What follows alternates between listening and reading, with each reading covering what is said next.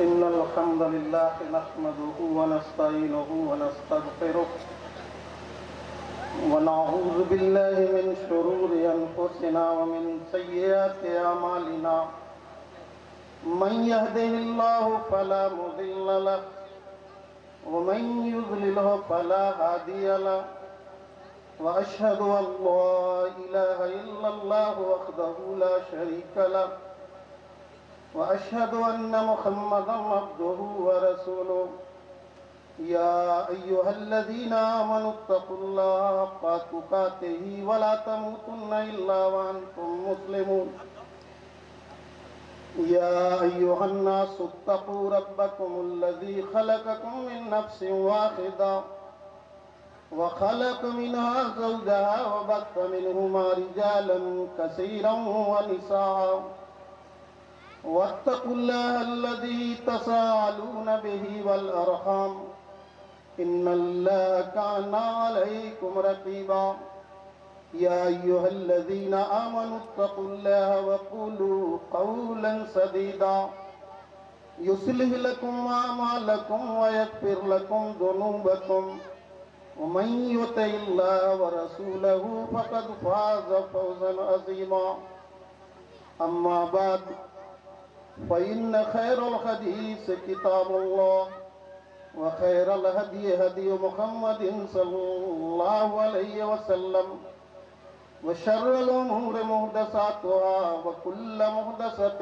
بدعة وكل بدعة ضلالة وكل ضلالة في النار أعوذ بالله من الشيطان الرجيم بسم الله الرحمن الرحيم ذلك الكتاب لا ريب فيه هدى للمتقين رب اشرح لي صدري ويسر لي أمري واحلل عقدة من لساني يفقهوا قولي رب زدني علما اللهم رب زدني علما صدر اجلاس اسٹیج پر موجود اور اجلاس میں موجود معزز علماء کرام، بزرگان قوم و ملت، نوجوان بھائیوں، ماؤں، بہنوں، بیٹیوں اور بچوں، ساری تعریفیں اور ساری برائیاں صرف اللہ تبارک تعالیٰ کے لیے ہے، جو ساری کائنات کا تنہا خالق، تنہا مالک، تنہا رازق، تنہا حساب و کتاب کے دن کا مالک ہے۔ بے شمار درود و سلام اس ہستی اقدس و مقدس پر جن پر اللہ تبارک تعالیٰ نے قرآن مجید نازل کیا، اللہ تبارک تعالیٰ نے اپنا آخری کلام نازل کیا۔ اللہ تبارک تعالیٰ کا بیان ہے کہ ذالک الکتاب لا ریب فیہ، یہ قرآن اللہ تعالیٰ ہی کی کتاب ہے، اس بات میں کوئی شک نہیں ہے، یہ کسی بشر کا کلام نہیں ہے۔ قرآن کریم کی وہ کون سی خصوصیات ہیں، وہ کون سی خوبیاں ہیں جو یہ ثابت کرتی ہیں کہ یہ قرآن اللہ تبارک تعالیٰ کا کلام ہے، کسی بشر کا کلام نہیں؟ تو اس کے بہت سے پہلو ہیں، بے شمار پہلو ہیں۔ یہاں میں چند پہلوؤں کا مختصر طور پر ذکر کروں گا۔ اس سلسلے میں سب سے پہلی چیز جو قرآن کے پڑھنے والے کو اپنی طرف متاثر کرتی ہے وہ قرآن کا چیلنج ہے، جو لگ بھگ 1500 برس سے دنیا کے سامنے موجود ہے، لیکن آج تک اس کا جواب نہیں دیا جا سکا۔ اللہ تبارک تعالیٰ نے بیان کیا سورہ بنی اسرائیل آیت نمبر 88 میں کہ کہ قل لئن اجتمعت الانس والجن علی ان یاتوا بمثل هذا القرآن لا یاتون بمثلہ ولو کان بعضهم لبعض ظہیرا۔ اللہ تبارک تعالیٰ نے کہا کہ اے محمد صلی اللہ علیہ وسلم آپ اعلان کر دیجئے کہ تمام انسان اور تمام جنات اس بات کے لیے جمع ہو جائیں کہ وہ قرآن جیسی ایک کتاب بنا کر لے آئیں تو ہرگز ہرگز نہیں لا سکتے۔ دوسری جگہ اللہ تبارک تعالیٰ نے بیان کیا وَإِن كُنتُمْ فِي رَيْبٍ مِّمَّا نَزَّلْنَا عَلَىٰ عَبْدِنَا فَأْتُوا بِسُورَةٍ مِّن مِّثْلِهِ وَادْعُوا شُهَدَاءَكُم مِّن دُونِ اللَّهِ إِن كُنتُمْ صَادِقِينَ فَإِن لَّمْ تَفْعَلُوا وَلَن تَفْعَلُوا فَاتَّقُوا النَّارَ الَّتِي وَقُودُهَا النَّاسُ وَالْحِجَارَةُ أُعِدَّتْ لِلْكَافِرِينَ۔ اللہ تبارک تعالیٰ نے دنیا کے تمام انسانوں کے سامنے یہ چیلنج دیا کہ وَإِن كُنتُمْ فِي رَيْبٍ مِّمَّا نَزَّلْنَا عَلَىٰ عَبْدِنَا، اگر تم کو اس کتاب میں جسے میں نے اپنے بندے خاص جناب محمد الرسول اللہ صلی اللہ علیہ وسلم پر اتاری ہے، اگر کچھ شک ہو کچھ سندے ہو تم کو کہ یہ انکار کرنے والے لوگوں کے لیے تیار کی گئی ہے، یہ 1500 برس سے دنیا کے سامنے موجود ہے لیکن آج تک اس کا جواب نہیں دیا جا سکا۔ تاریخ میں چند مثالیں ملتی ہیں جبکہ اس چیلنج کو قبول کیا گیا۔ سب سے پہلا واقعہ جو تاریخ میں موجود ہے وہ لبید بن ربیعہ کا ہے، جو عربوں میں اپنے قوت کلام کے لیے مشہور تھا۔ وہ ایک مشہور شاعر عرب کا تھا۔ اس نے قرآن کے جواب میں ایک نظم لکھی جو خانہ کعبہ کے دروازے پر آویزاں کی گئی، اور یہ ایک ایسا اعجاز تھا جو اس زمانے میں کسی اعلیٰ ترین شخص ہی کو یہ ملتا تھا کہ اس کی نظم خانہ کعبہ کے پھاٹک پر آویزاں کی جائے۔ اس واقعہ کے بعد ایک مسلمان نے قرآن کی ایک سورہ لکھ کر اس کے بغل میں آویزاں کر دی۔ لبید بن ربیعہ جو اس وقت تک مسلمان نہیں ہوئے تھے، اگلے روز خانہ کعبہ کے دروازہ پر پہنچے اور سورہ کو پڑھا تو ابتدائی فقروں کے بعد ہی غیر معمولی طور پر متاثر ہوئے اور انہوں نے یہ اعلان کر دیا کہ بلا شبہ یہ قرآن کسی انسان کا کلام نہیں، میں اس پر ایمان لاتا ہوں۔ حتیٰ کہ عرب کا یہ مشہور شاعر قرآن کے ادب سے، قرآن کے لٹریچر سے، قرآن کے لٹریری ایکسیلنس سے وہ اس قدر متاثر ہوا کہ اس کی شاعری چھوٹ گئی۔ بعد میں دوسرے خلیفہ حضرت عمر فاروق رضی اللہ عنہ نے ایک مرتبہ ان سے اشعار کی فرمائش کی تو انہوں نے کہا کہ جب اللہ تعالیٰ نے مجھے سورہ آل عمران اور سورہ بقرہ جیسا کلام دیا ہے، جب اللہ تبارک تعالیٰ نے قرآن جیسا کلام دے دیا ہے تو اب شعر کہنا میرے لیے زیبا نہیں ہے۔ دوسرا واقعہ جو عجیب تر ہے، دنیا کی تاریخ میں یہ واقعہ ہے، وہ واقعہ ابن المقفع کا ہے، جس کو نقل کرتے ہوئے، اس واقعے کو نقل کرتے ہوئے ایک انگریز اسکالر، ایک انگریز مستشرق ویلاسٹن نے اپنی کتاب محمد ہز لائف اینڈ ڈاکٹرنز پیج 143 پر لکھتا ہے اس قرآن کے بارے میں۔ جو قرآن آپ کے پاس موجود ہے، جس کو ہم لوگوں نے چھوڑ رکھا ہے، جس قرآن کو، اس قرآن کے بارے میں اس نے لکھا ہے کہ that محمد's boast add to the literary لمبا واقعہ ہے کہ یہ کتاب لکھی جائے۔ انہوں نے اس کام کے لیے ابن المقفع سے رجوع کیا۔ ابن المقفع جو اپنے زمانے کا زبردست عالم، بے مثال ادیب، غیر معمولی ذہن کا آدمی تھا، اس نے کہا، اس کو اپنے اوپر اتنا اعتماد تھا کہ وہ یہ کام کرنے کے لیے راضی ہو گیا کہ میں قرآن کا جواب دے دوں گا۔ قرآن وہ راضی ہو گیا اور اس نے کہا کہ میں 1 سال میں یہ کام کر دوں گا۔ البتہ اس نے یہ شرط لگائی کہ اس پوری مدت کی تمام ضروریات کا مکمل انتظام ہونا چاہیے تاکہ اپنے ذہن کو ہم مرکوز رکھیں اس کام کو کرنے میں۔ قرآن کا جواب تیار کرنے میں 1 سال میں اس نے کہا تھا کہ میں 1 سال میں یہ کام کر دوں گا. 6 مہینے گزر گئے. 6 مہینے گزر گئے تو اس کے ساتھیوں نے یہ جاننا چاہا کہ اب تک کیا کام ہوا ہے. جب اس نے کہا تھا کہ میں 1 سال میں یہ کام کر دوں گا تو 6 مہینے گزر گئے ہیں تو کچھ نہ کچھ کام تو ہوا ہوگا. وہ جب اس کے پاس گئے، ابن المقفع کے پاس گئے، تو ویلاسٹن نے اپنی کتاب میں لکھا ہے کہ جب وہ لوگ اس کے پاس گئے یہ دیکھنے کے لیے کہ قرآن کے جواب میں ابھی تک کتنا کام ہوا ہے، 6 مہینے گزر گئے ہیں. وہ نقشہ بیان کرتے ہیں.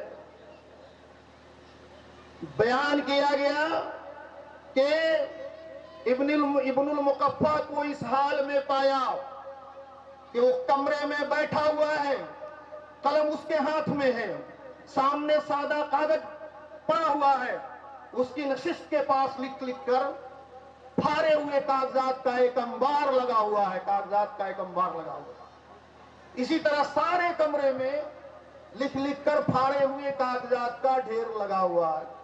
اس قابل آدمی نے جب پوچھا گیا تو اس نے اقرار کر لیا کہ صرف ایک فقرہ لکھنے کی جد و جہد میں 6 مہینے گزر گئے مگر میں لکھ نہ سکا.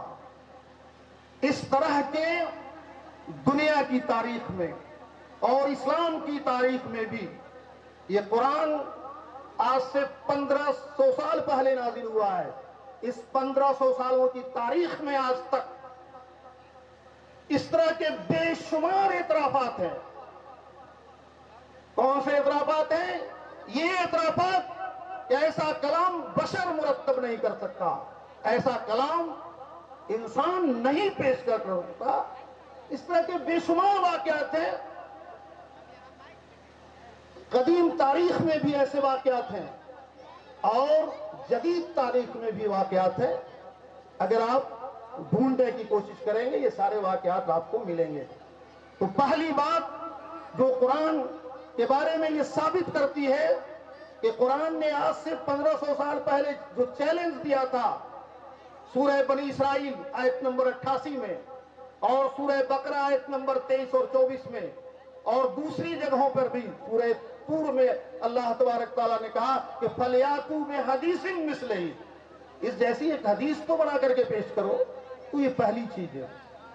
دوسری چیز جس کا میں ذکر کرنا چاہوں گا جو یہ ثابت کرتی ہے کہ یہ کسی انسان کا کلام نہیں، یہ کسی بشر کا کلام نہیں، یہ کلام بشر سے الگ کوئی ہستی ہے، ایک مافوق البشر کوئی ہستی ہے جس کا یہ کلام ہے.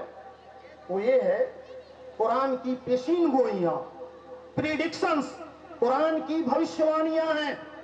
قرآن کریم میں جو پریڈکشنز کیے گئے ہیں، جو پیشین گوئیاں کی گئی ہیں، وہ حرف بحرف صحیح ثابت ہوئی ہیں. جو بھی پیشین گوئی اور انسان جو پیشین گوئیاں کرتے ہیں، مثال کے طور پر دنیا کی تاریخ میں ایسے ذہین اور حوصلہ مند لوگ ملتے ہیں جنہوں نے اپنے یا دوسروں کے بارے میں پیشین گوئی کی جرات کی ہے، مگر ہمیں معلوم ہے کہ زمانے نے کبھی ایسے لوگوں کی تصدیق نہیں کی ہے. موافق حالات، غیر معمولی صلاحیت، عوام و انصار کی کثرت اور ابتدائی کامیابیوں نے لوگوں کو اس دھوکے میں ڈال دیا ہے کہ وہ ایسے انجام کی طرف بڑھ رہے ہیں جو عین ان کی مرضی کے مطابق ہے، اور انہوں نے پیشین گوئی کر دی کہ میرا کوئی دوسرا انجام نہیں ہو سکتا. مثال کے طور پر موافق حالات ہیں. مثال کے طور پر دنیا کی تاریخ میں نیپولین بوناپارٹ پڑھنے والے لوگ جانتے ہیں، وشو اتہاس کے چھاتر جانتے ہیں، دنیا کی تاریخ جو پڑھتے ہیں وہ جانتے ہیں نیپولین بوناپارٹ کو. وہ اپنے وقت کا ایک عظیم جنرل تھا. اس کی ابتدائی کامیابیاں بتاتی تھی کہ وہ سیزر اور سکندر کے لیے بھی، قیصر کے لیے بھی اور سکندر کے لیے بھی قابل رشک فاتح ثابت ہوگا.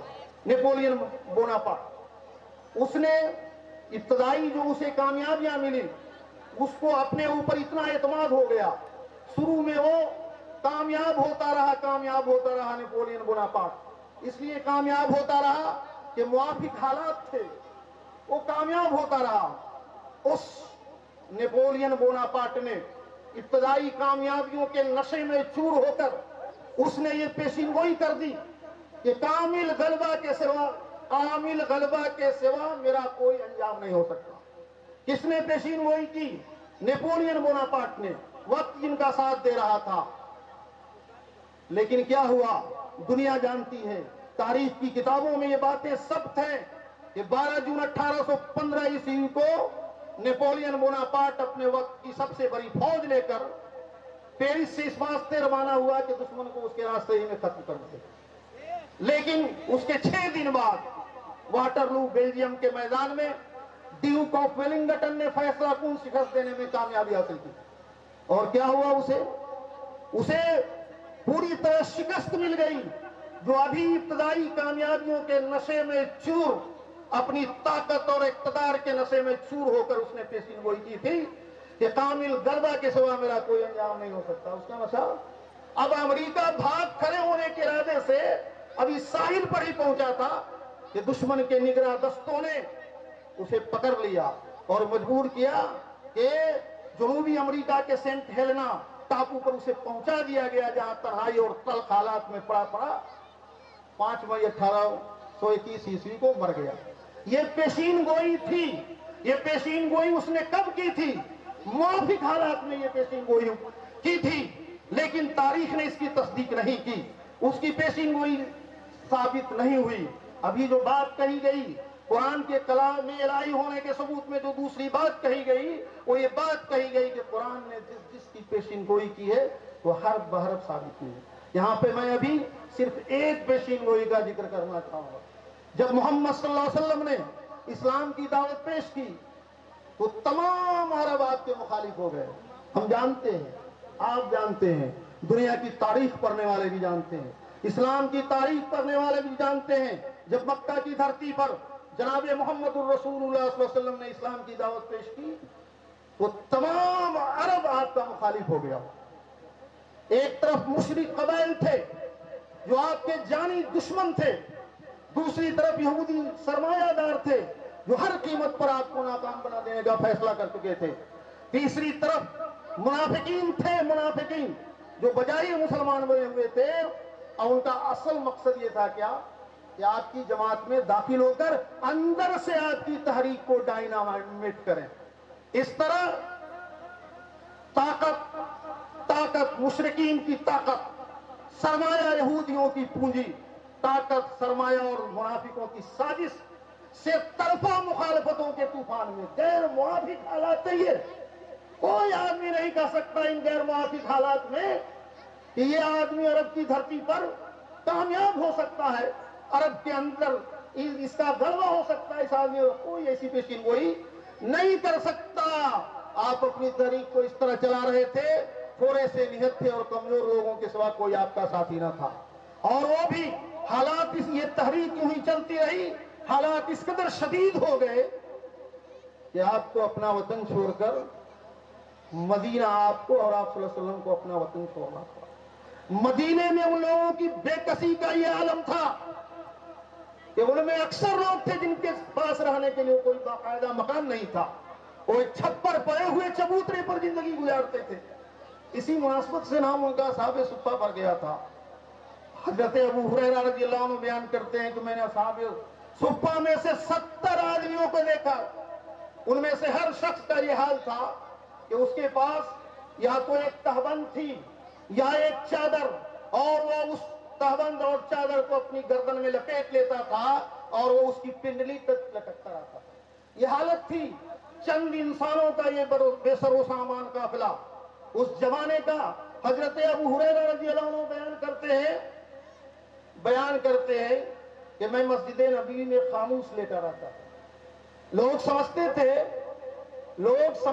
تھے کہ میں بے ہوش ہوں، حالانکہ حقیقت یہ تھی کہ مسلسل فاقہ کی وجہ سے جسم نڈال ہو جاتا تھا اور میں مسجد نبوی میں جا کر لیٹ رہتا تھا۔ اس طرح غیر موافق حالات میں بھی اللہ تبارک تعالیٰ نے یہ کہا کہ تم ہمارے نمائندے ہو، تمہیں کوئی زیر نہیں کر سکتا، قرآن کی یہ پیشین گوئی سورہ صف آیت نمبر 8 اور 9 میں یہ پیشین گوئی بیان ہوئی ہے. کون سی پیشین گوئی ہے؟ یریدون لیطفئوا نور اللہ بافواہہم واللہ متم نورہ ولو کرہ الکافرون هو الذی ارسل رسولہ بالہدی ودین الحق لیظہرہ علی الدین کلہ ولو کرہ المشرکون. کون سی پیشین گوئی ہے؟ یریدون لیطفئوا نور اللہ بافواہہم. یہ لوگ چاہتے ہیں، مشرکین چاہتے ہیں، یہودی چاہتے ہیں، دشمنان اسلام یہ چاہتے ہیں، یریدون لیطفئوا نور اللہ بافواہہم واللہ متم نورہ، اور اللہ یہ چاہتا ہے کہ وہ اپنی روشنی کو مکمل کر کے رہے گا. یریدون لیطفئوا نور اللہ بافواہہم واللہ متم نورہ ولو کرہ الکافرون هو الذی ارسل رسولہ بالہدی. وہی اللہ ہے جو اپنے دین حق کو تمام دینوں پر غالب کر کے رہے گا. یہ پیشین گوئی ہے، بالکل غیر موافق حالات میں پیشین گوئی ہے. دنیا کا کوئی شخص ایسی حالت میں پیشین گوئی نہیں کر سکتا، لیکن دنیا نے اپنے ماتھے کی نگاہوں سے دیکھا کہ اس پیشین گوئی کے تھوڑے ہی عرصے گزرے تھے کہ تمام عرب آپ کے قدموں کے نیچے آ گیا. تھوڑے سے نہتھے اور کمزور لوگ ان پر غالب آ گئے. وقت جن کا ساتھ دے رہا تھا، جن کے پاس ہتھیار تھا اور ساز و سامان. مادی اصطلاحات میں اب یہ بات سمجھنی ہے. کون سی بات سمجھنی ہے؟ اس واقعے سے کیا ثابت ہوتا ہے؟ مادی اصطلاحات میں اس بات کی کوئی توجیہ نہیں کی جا سکتی کہ تھوڑے سے نہتھے اور کمزور لوگ کیسے ان لوگوں پر غالب آ گئے اور کیسے قرآن نے یہ پیشین گوئی کر دی ان ناموافق حالات میں بھی، اور وہ پیشین گوئی صحیح ثابت ہوئی. اس توجیہ کی واحد صورت صرف یہ ہے، دنیا کے انسانوں کے لیے اس توجیہ کی واحد صورت صرف یہ ہے کہ قرآن کو اللہ تبارک تعالیٰ کا کلام مانا جائے. یہ مانا جائے کہ یہ کسی بشر کا کلام نہیں ہے، حتیٰ کہ جناب محمد الرسول اللہ صلی اللہ علیہ وسلم کا بھی یہ کلام نہیں ہے. یہ مافوق البشر ہستی کا یہ کلام ہے. یہ بات 100% صحیح ثابت ہو جاتی ہے. اور اس واقعے سے دوسری بات یہ ثابت ہو جاتی ہے کہ جناب محمد الرسول اللہ صلی اللہ علیہ وسلم عام انسان نہیں ہے، وہ کائناتی طاقت کے نمائندے ہیں، جس نے اپنی پیشین گوئی کے مطابق غیر موافق حالات میں بھی جن کو غالب کیا اللہ تبارک تعالیٰ. یہ دوسری بات ہے. تیسری بات جو یہ ثابت کرتی ہے، یہ بات تیسری بات، جو باہر سے مہمان آئے ہوئے ہیں ان کے لیے کھانا کا انتظام کیا گیا ہے، وہ جائیں اور کھانا کھا لیں. باہر سے جتنے مہمان بھی آئے ہوئے ہیں کھانا کا انتظام ان کے لیے کیا گیا ہے، وہ جائیں اور کھانا کھا لیں. تیسری بات جس کا میں ذکر کرنا چاہوں گا، خاص کر جو نوجوان طبقہ ہے، خاص کر ان کے لیے جو کالجز اور یونیورسٹیز میں پڑھتے ہیں، ان کے لیے خاص کر کے یہ تیسری بات ہے. قرآن باوجود ہی کے سائنسی ترقی سے بہت پہلے نازل ہوا، آج سے 1500 سال پہلے یہ قرآن نازل ہوا، یہ بات بالکل صاف ہے، لیکن اس کی کوئی بات آج تک غلط ثابت نہ ہو سکی ہے. یہ تیسری بات میں بیان کر رہا ہوں اس قرآن کے کلام الہی ہونے کے ثبوت میں کہ یہ قرآن صرف اللہ تبارک تعالیٰ کا کلام ہے. اگر یہ کسی انسان کا کلام ہوتا تو ایسا ممکن نہیں تھا. قرآن ایسے زمانے میں اترا جب انسان عالم فطرت کے بارے میں بہت کم جانتا تھا، سائنس کے بارے میں بہت کم جانتا تھا، اس کائنات کے بارے میں بہت کم جانتا تھا، سورج چاند اور ستاروں کے بارے میں، درخت کے بارے میں بہت کم جانتا تھا. اس زمانے میں اترا. اس زمانے میں یہ قرآن اترا جس زمانے کے لوگ بارش کے متعلق یہ خیال کرتے تھے کہ آسمان میں کوئی دریا ہے جس سے پانی بہ کر زمین پر گرتا ہے اور اسی کا نام بارش ہے. ستاروں کے متعلق یہ خیال تھا جو رات کو ٹمٹماتے ہم دیکھتے ہیں، یہ چاندی کی چمکتی ہوئی کیلیں ہیں جو آسمان کی گنبد میں جری ہوئی ہیں، یا چھوٹے چھوٹے چراغ ہیں جو رات کے وقت رسیوں کی مدد سے لٹکائے جاتے تھے. اس زمانے میں قرآن نے ایسی باتیں کہی ہے جو بالکل صحیح ثابت ہوئی ہیں. مثال کے طور پر قرآن نے مادی کائنات کے آغاز و انجام کا ایک خاص تصور دیا ہے. وہ تصور یہ ہے، یہ خاص تصور، کہ جس کو اللہ تبارک تعالیٰ نے سورۃ الانبیاء آیت نمبر 30 میں یہ بیان کیا ہے، جس کا تعلق علم فلکیات سے ہے. قرآن نے سائنسی علوم کی بہت ساری باتیں، حالانکہ یہ سائنس کی کتاب نہیں ہے. قرآن کا اصل موضوع اخروی سعادت حاصل کرنا ہے. قرآن کا اصل موضوع یہ ہے کہ ایک انسان آخرت میں کیسے کامیاب ہو سکتا ہے، یہ قرآن کا اصل موضوع ہے.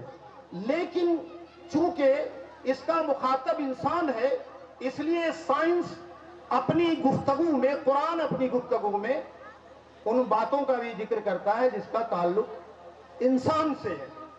تو قرآن نے مادی کائنات کے آغاز و انجام کا ایک خاص تصور دیا ہے. آغاز کائنات کے بارے میں قرآن نے کہا کہ اولم یر الذین کفروا ان السماوات والارض کانتا رتقا ففتقناہما. اولم یر الذین کفروا، سورۃ الانبیاء آیت نمبر 30. حیرت ناک یہ الفاظ ہیں منکروں کے لیے، قرآن کے انکار کرنے والے لوگوں کے لیے. قرآن کہتا ہے اولم یر الذین کفروا، کیا منکروں نے نہیں دیکھا، کیا منکروں نے نہیں جانا، کیا منکروں کو یہ بات نہیں معلوم ہوئی؟ اولم یر الذین کفروا ان السماوات والارض، کہ آسمان و زمین ملے ہوئے تھے، یہ آسمان اور زمین ایک ساتھ ملے ہوئے تھے، پھر ہم نے ان کو جدا کر دیا، پھر ہم نے ان کو جدا کر دیا. اللہ تبارک تعالیٰ نے بیان کیا ثم استوى الى السماء وهي دخان فقال لها وللارض ائتيا طوعا او كرها قالتا اتينا طائعين. آج سے 1500 سال پہلے قرآن نے یہ کہا تھا کہ ثم استوى الى السماء، پھر وہ آسمان کی طرف متوجہ ہوا جو دھواں تھا، دخان تھا.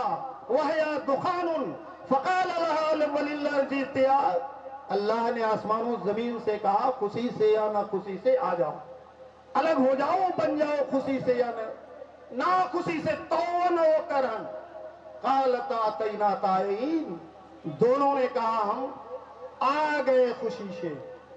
جدید سائنس 1500 سالوں کے بعد، آغاز کائنات کے بارے میں 1500 سال پہلے انسانوں کو عطا پتہ نہیں تھا کہ کائنات میں کون سا واقعہ پیش آیا ہے جس کو قرآن نے رتق اور فتق سے تعبیر کیا. رتق کا معنی کسی چیز کے تمام اجزاء کا ایک دوسرے میں گھسا ہوا اور سمٹا ہوا ہونا، اور فتق کا لفظ اس کے برعکس عمل کے لیے ہے، یعنی کسی چیز کے تمام اجزاء کو الگ الگ جدا کر دینا. یہ سائنسدانوں کو ان صدیوں میں یہ پتا چلا، اور 1500 سال پہلے قرآن نے اس کو بیان کیا. پھر قرآن نے بیان کیا سورۃ الانبیاء آیت نمبر 4 میں کہ یہ مادی کائنات کا آغاز ہوا تھا ایک وقت خاص میں.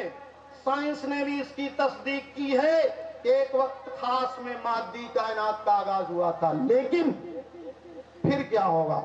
قرآن نے بیان کیا سورۃ الانبیاء آیت نمبر 104 میں یوم نطوی السماء کطی السجل للکتب، جس دن ہم لپیٹ دیں گے اس آسمان کو، اس کائنات کو جیسے لپیٹتے ہیں تمہار میں کاغذ. تو ہوش کے ناخن لینے کی ضرورت ہے. اور سائنسدانوں نے بھی اس بات کی تصدیق کر دی ہے کہ یہ کائنات لپیٹ دی جائے گی ایک وقت خاص میں. یہ جو تم سورج کو جلتے ہوئے دیکھتے ہو، قرآن نے مختلف مقامات 200 سال پہلے کہیں کہا ہے جسما انفطرت، کہیں کہا ہے جسم سکویرت، کہیں کہا ہے اذا زلزلت الارض زلزالہا، کہیں کہا القاریہ ہم القاریہ. یہ ساری چیزیں جو دیکھ رہے ہیں یہ سمٹ جانے والی ہیں، یہ سمٹ جانے والی ہے. قرآن نے بیان کیا سورہ لقمان آیت نمبر 29 میں الم تر ان اللہ، یہ وہ باتیں بیان کی جا رہی ہیں کہ آج سے 1500 سال پہلے قرآن نے بیان کیا تھا۔ 1500 سال پہلے کا انسان یہی کہتا تھا کہ آسمان میں دریا اور پانی برستا، اس طرح کے حالات تھے، اس طرح کے ڈارکنیس تھی، تاریکی تھی، علمی تاریکی تھی اس قرآن کے زمانے میں۔ اس وقت قرآن نے کہا الم تر ان اللہ یولج اللیل فی النہار ویولج النہار فی اللیل، الم تر ان اللہ، اے انسانوں دھرتی پر بسنے والے، کیا تم نہیں جانتے؟ الم تر ان اللہ یولج اللیل فی النہار، کیا تم نہیں جانتے، کیا تم نہیں سمجھتے کہ الم تر ان اللہ یولج اللیل فی النہار، کہ اللہ رات کو دن میں داخل کرتا، اوور لیپ کرتا ہے، اللہ رات کو دن میں داخل کرتا ہے اور دن کو رات میں داخل کرتا ہے۔ یہ اسٹوڈنٹس جانتے ہیں، اس کی وہی توجہ ہو سکتی ہے 1500 سال پہلے کا۔ یہ زمین، ہمارے اسٹوڈنٹس اس بات کو جانتے ہیں کہ یہ زمین گھومتی ہے اپنے محور پر 24 گھنٹے میں ایک بار، اور سورج کے سامنے کا جو حصہ ہوتا ہے وہ دن ہوتا ہے، اور جو اس کے مخالف جو ہوتا ہے اس میں رات ہوتی ہے، اور رات کو دن میں داخل کرتا ہے اور دن کو رات میں داخل کرتا ہے۔ دوسری جگہ اور واضح طور پر اللہ تبارک تعالیٰ نے کہا ہے، کیا کہا؟ یکور اللیل علی النہار ویکور النہار علی اللیل، اللہ لپیٹتا ہے رات کو دن پر اور دن کو رات پر۔ ایک جگہ اور زیادہ واضح لفظوں میں اللہ تبارک تعالیٰ نے بیان کیا، سورہ اعراف آیت نمبر 54 میں، کیا؟ یغشی اللیل النہار یطلبہ حثیثا، اللہ اڑاتا ہے رات پر دن کہ دن اس کے پیچھے لگاتا ہے دوڑتا ہوا۔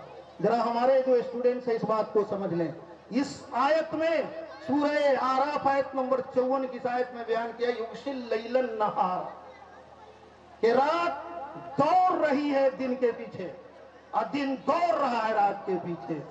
ذرا اس کانسیپٹ کو اپنے نگاہوں میں دیکھ لیں کہ 1000 میل فی گھنٹہ کی رفتار سے زمین گھوم رہی ہے، یعنی 1000 میل فی گھنٹہ کی رفتار سے رات دوڑ رہی ہے دن کے پیچھے، اور دن دوڑ رہا ہے رات کے پیچھے۔ اللہ تبارک تعالیٰ نے بیان کر دیا ہے اس طرح۔ آج سے 1500 سال پہلے اللہ تبارک تعالیٰ نے بیان کیا۔ ڈاکٹر موریس بکائلے کی ایک کتاب ہے، اس کے مقابلے میں ڈاکٹر موریس بکائلے کی کتاب ہے the Bible, the Quran and science. یہ آخری بات کہہ کر کے انشاءاللہ میں اپنی بات کو ختم کروں گا۔ خاص کر میں اپنے اسٹوڈنٹس بھائیوں کے لیے یہ کام کر رہا ہوں۔ موریس بکائلے نے یہ لکھا the Bible, the Quran and science. وہ عیسائی تھا، اسکالر تھا، سائنٹسٹ بھی تھا۔ آج اس کی کتاب موجود ہے، انگریزی میں موجود ہے اور اس کا ترجمہ بھی ہو چکا، اور اس کا باپ پادری تھا، سعودی عرب گیا، شاہ فیصل کے زمانے میں عربی اس نے سیکھی اور عربی میں قرآن پڑھا، اور اس کے بعد اس نے یہ کتاب لکھی ہے، اور اس کتاب موٹی کتاب ہے۔ اس کتاب کا خلاصہ پیش کر کے میں اپنی بات کو ختم کروں گا انشاءاللہ۔ اس نے کتاب کے اخیر میں یہ بات لکھی ہے کہ in view of the level of knowledge in Muhammad's day, it is inconceivable that many of the statements in the Quran which are connected with science could have been the work of a man۔ پوری کتاب آپ پڑھیں ہمارے students, آپ انگریزی پڑھیں، science پڑھیں، D A بھی میں پڑھیں، جہاں پڑھیں، لیکن آپ قرآن کو بھی پڑھیں۔ آج قرآن انگریزی میں بھی ہے، ہندی میں بھی ہے، دنیا کی ہر زبانوں میں ہے۔ تو ڈاکٹر موریس بکائلے کے جو آخری جملہ ہے اس کو بیان کر کے میں اپنی بات ختم کر دوں گا۔ ہم سب کے شیخ محترم تشریف لا چکے ہیں، جمعیت اہل حدیث بہار کے جو صدر ہیں وہ تشریف لا چکے ہیں۔ میں इस लाइन को बयान करके अपनी बात खत्म कर दूंगा। डॉक्टर मॉरिस बुकाइले ने लिखा कि इन view of the level of knowledge in मोहम्मद्स day, Mohammad सल्लल्लाहु अलैहि वसल्लम के जमाने में जो इल्म की सतह थी, जो साइंस की सतह थी, लेवल ऑफ नॉलेज था, इन view of the level of knowledge in मोहम्मद्स day, it is inconceivable that many of the statements in the Quran which are connected with science could have been the work of a man. और उस जमाने को देखते हुए कुरान में जो साइंसी बयानात हैं जिनका ताल्लुक साइंस से है, ये नहीं कहा जा सकता है कि ये किसी इंसान का काम हो सकता है। अल्लाह तबारक ताला से दुआ है कि अल्लाह तबारक ताला ने जनाब मोहम्मद रसूलुल्लाह सल्लल्लाहु अलैहि वसल्लम पर कुरान नाजिल कर दिया है।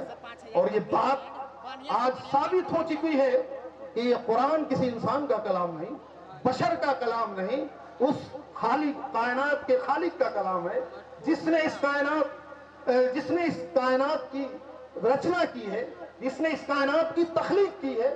और हमको वही जाना है। और सबसे बड़ा मसला हमारे लिए यही है, और हम अपने आप को इससे नहीं बचा सकते। हम जानते हैं, माहिरीन आदाब व शुमार ये बताते हैं कि हर एक मिनट में पूरी दुनिया के अंदर 100 इंसान मर जाते हैं। इसका मतलब यह है कि हर एक रात और दिन में 15 लाख इंसान 24 घंटे में 15 कहां जाते हैं?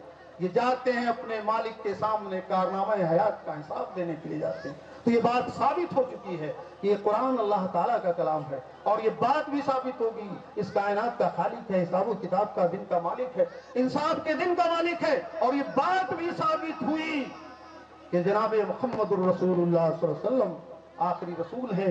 अल्लाह तबारक ताला से दुआ है कि इस धरती पर बसने वाले तमाम इंसानों को और खुसूसन मुसलमानों को कुरान और सही अहादीस पर पूरा अमल की तौफीक बख्शे। आमीन या रब्बल आलमीन। व आखिर दावाना अनिल हम्दुलिल्लाह।